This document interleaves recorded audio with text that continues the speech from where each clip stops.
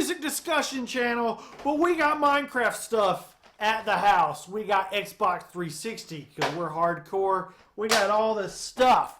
And yeah, this is a napkin from a birthday party we went to. That is how much some people in this family like Minecraft. We're a family. And today we're going to be talking about a Minecraft movie, the Jack Black Show. Yes, this is a music discussion channel, but a Minecraft music has movie in it. So why not?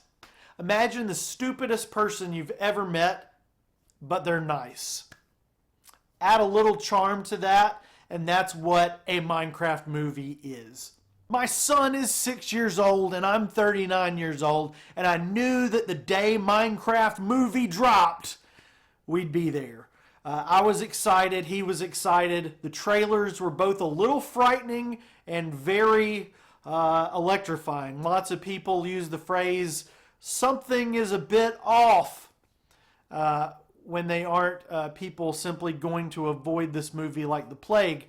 Despite the trailers and teasers kind of looking a little off, I was excited to take my son, get some popcorn, chug a blue icy, and have a guy's night out on the town. This movie is both poorly made and dumb as rocks, or should I say blocks for this one. Hey, look at that! I just wrote a joke that could be in this movie. It was such a quality like that. So there's this very strange tightrope maneuver going on as you watch this film. As a nearly 40-year-old dude, hey, at least I'm not 55 like Steve. I was entertained by this movie.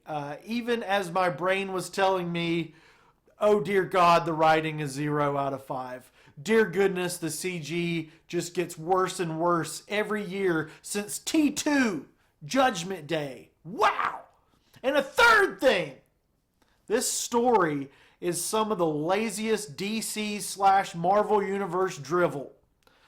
I even hate Wizard of Oz for the even hinting that it was a dream. It was all a dream. None of this is real. And, you know, this has that real world, real people sucked into a totally separate world or dream world idea.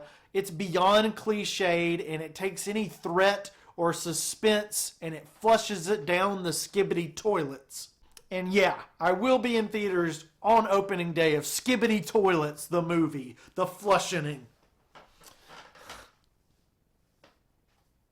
Skibidi Toilet, flushing his way through our minds and hearts whenever that comes our way.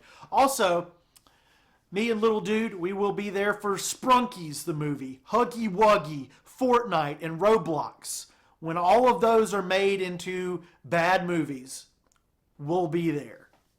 Everything about a Minecraft movie is truly the lowest of the low, but somehow it still made me smile and giggle a little bit and have a lot of fun. We had a really engaged audience, not some of those crazy audiences that I'm seeing. Shame on those people.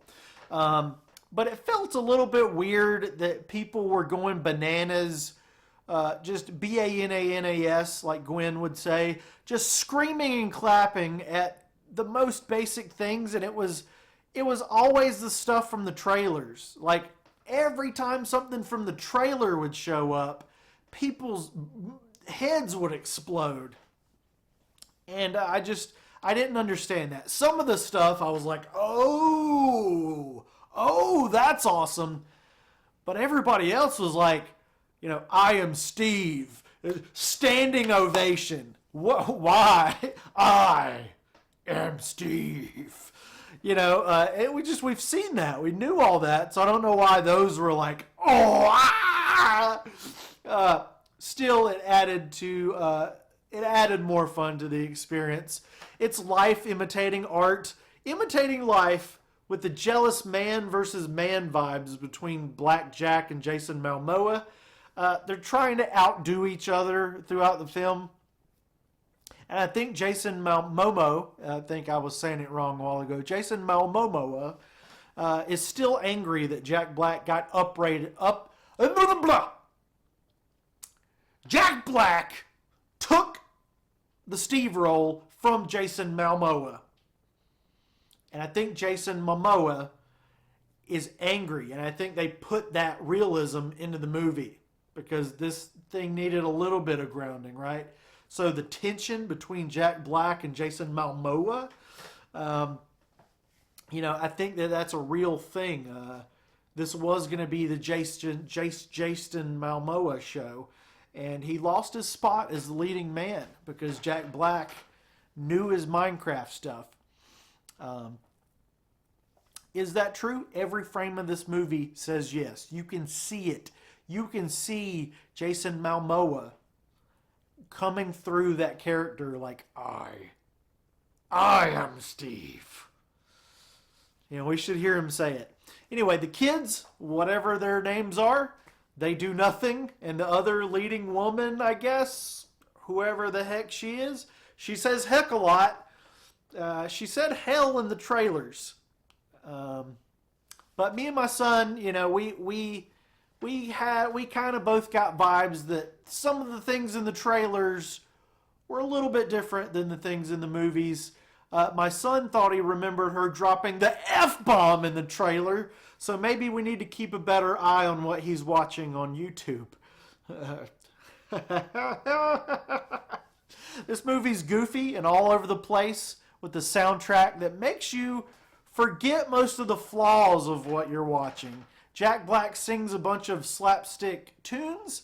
Not his best work, but not his worst either. And the B-52s make a surprising serenade.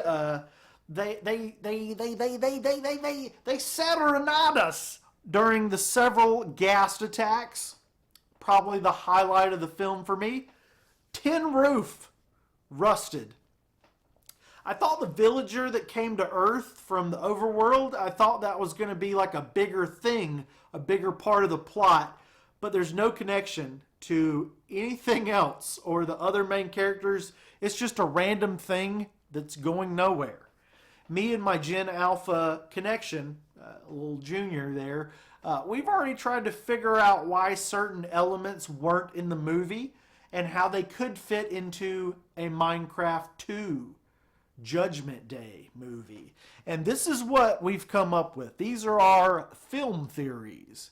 Steve will take Alex to the overworld because we didn't get Alex, right? So Steve, well, at the very, very end, the post credits. So Steve is going to take Alex to the overworld, which the Endermen start attacking in a huge way. And Steve, Alex, and of course a bunch of randos who may or may not have names, Jason Momoa and company. They must find their way to the end to defeat the Ender Dragon before it's too late. So a Minecraft movie has what I like to call the Guardians of the Galaxy move. It's not a bad thing, but Guardians, they really use a massive banging soundtrack to elevate a decent or mid film and make it a good film, or make it feel or sound like a good film.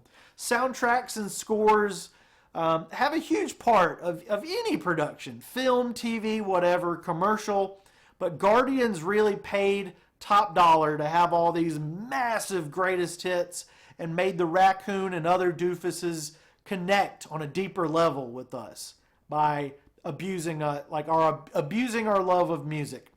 And Minecraft doesn't do it as well as Guardians, but the effect is still working, and it worked on me big time. The music made the film way better.